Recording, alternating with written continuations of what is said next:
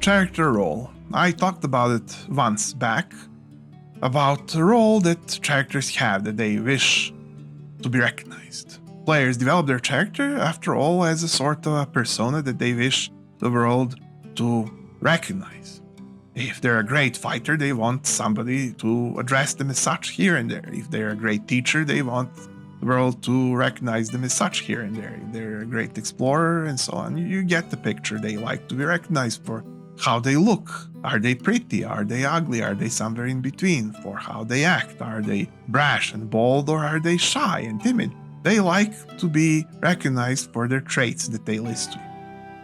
That is what the character role is, and that's what I said. Once that the DM has a job to recognize each character's role and then to play hard onto it so that all of the NPCs see the character live, because that's what we don't yet get in video games, and what characterizes tabletop is that we can recognize the person, not be that generic hero at random that all the games need to rely upon.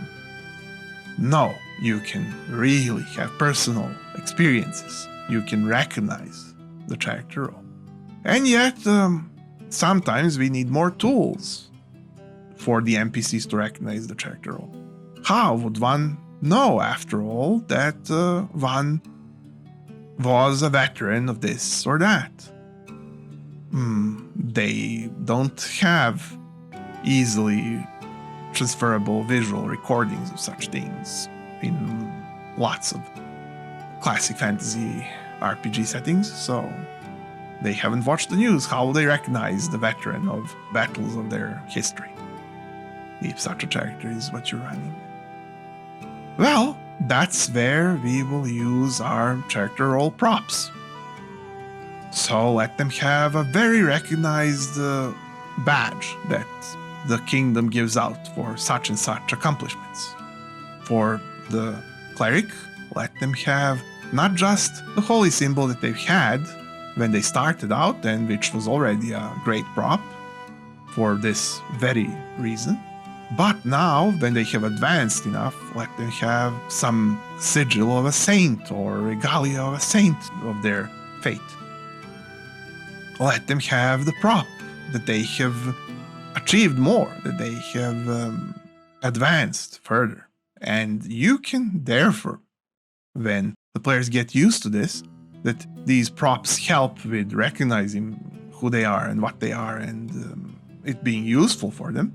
I mean, think of the wizard's pointy hat and robes. How useful were those over time for everybody to recognize this role of a wizard?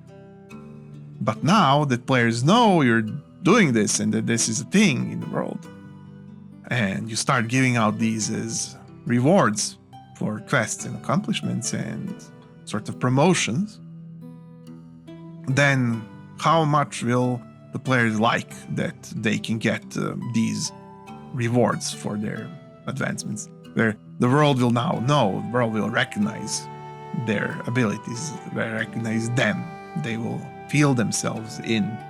It's irreplaceable for role-playing to be able to feel yourself be there. And with these things, it will be easier indeed for other characters to recognize your characters for what they are and who they are. And then when they want to hide it, they certainly can. But this doesn't start and end with these items that are props. This is just an additional episode on those. I tell you, recognizing the role itself, the personality itself, the aesthetics and styles and trappings of the character itself is more important. The items just are tools to help occasionally bridge an NPC to this concept that otherwise couldn't have had the clue about. That is all. This is just a minor episode on that. So keep in mind that this is a large subject that I'll be bringing up again and again, because character role is the important thing in role-playing. It really is. But now you know how to expand on it with items. And these items can be very varying. guild symbol, like we've known from Magic the Gathering, is one of these things easily. But then each guild symbol, as we've learned, it can bear multiple markings of rank and use and purpose and so on. And then bearing of certain tools or keys or dressing in certain manner can do these things. Think in Dune series that you can almost recognize just by clothing style who the Harkonnen are.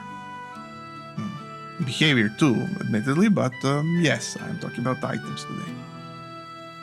And then styles of different factions, of course, and keeping to them or going slightly against them or fully against them, because it's not only the fashion, but how do you distinguish yourself as a certain specific bearer of certain broader fashion within it.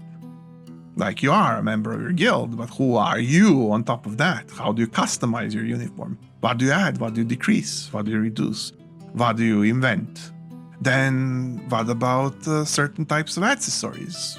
Say, for your weapons or your armor. Just a small thing that hangs there, but is a mark of a certain class or a subclass that everybody in the region knows and is somewhat famous even abroad for customs of your country. It can be many a thing.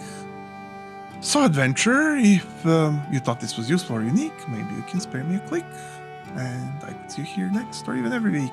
Because every week I have more such things for you. I think them up myself.